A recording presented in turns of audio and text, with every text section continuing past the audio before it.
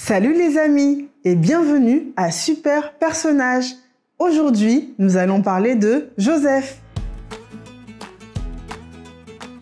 Joseph est un personnage important de l'Ancien Testament et son histoire est principalement racontée dans le livre de la Genèse. Joseph était le 11e des 12 fils de Jacob et le premier fils de Rachel. Il était le fils préféré de Jacob, ce qui suscita la jalousie de ses frères. Il était connu pour ses rêves prophétiques, y compris celui où il voyait ses frères et même ses parents se prosterner devant lui. Un jour, ses frères ont conspiré contre lui. Je ne vous raconte pas tout, regardez.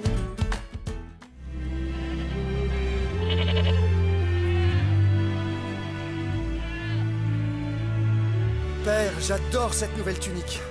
Et moi, c'est toi que j'adore, Joseph. Plus que de simples mots ne pourront jamais l'exprimer. Je dois montrer ton cadeau à mes frères. Quant à toi, Benjamin, tu ne devrais pas manger toutes ces figues. Garde-m'en quelques-unes.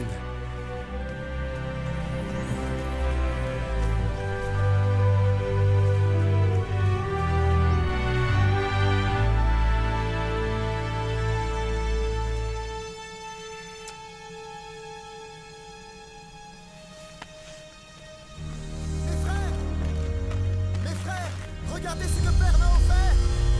Notre père lui a encore fait un cadeau.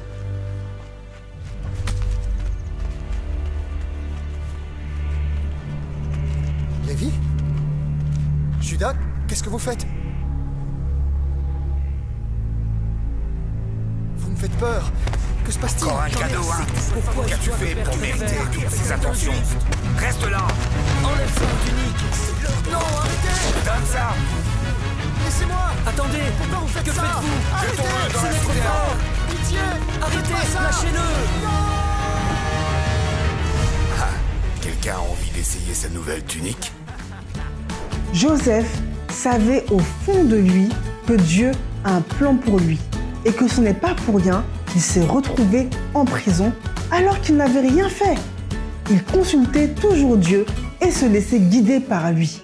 Cette conduite a permis à Joseph d'arriver là où le Seigneur voulait qu'il aille.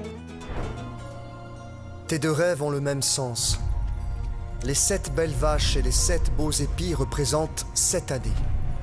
Les 7 autres vaches, chétives et affreuses, et les 7 épis rabougris desséchés par le vent représentent aussi 7 années, mais des années de famine. Dieu t'a montré ce qu'il va faire. Ces 7 prochaines années seront des années de grande abondance dans toute l'Égypte. Mais ensuite, il y aura 7 années de famine qui feront perdre tout souvenir d'abondance. L'Égypte sera affamée. Je suis désolé, Pharaon, mais si on ne garde pas une partie du blé récolté pendant les années d'abondance, la famine épuisera le pays.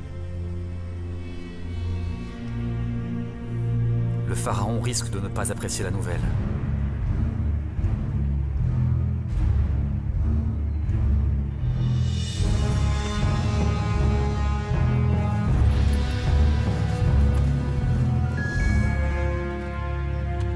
Pourrions-nous trouver quelqu'un de plus compétent que lui? Il est évident que cet homme est rempli de l'Esprit de Dieu. Si c'est vrai, qu'allons-nous devenir? Puisque Dieu t'a révélé tout cela, personne ne peut être aussi intelligent et sage que toi. Tu seras donc l'administrateur de mon royaume. Tu superviseras les récoltes et tu engrangeras une partie du grain pour les années de famine. Je te donne autorité sur toute l'Égypte. Seul mon titre de roi me rendra supérieur à toi. Tous devront t'obéir. Vive Joseph! Vive Pharaon! Loué soit Pharaon! Je ne crois pas mes yeux. Oui, il est passé de prisonnier à gouverneur en 1 seconde. Écoutez, Joseph nous a aidés dans la prison. Il serait juste que nous lui rendions l'appareil. Si sa gouvernance se passe bien, il pourra retourner à Canaan où ses frères l'admireront et se prosterneront devant lui comme dans son rêve.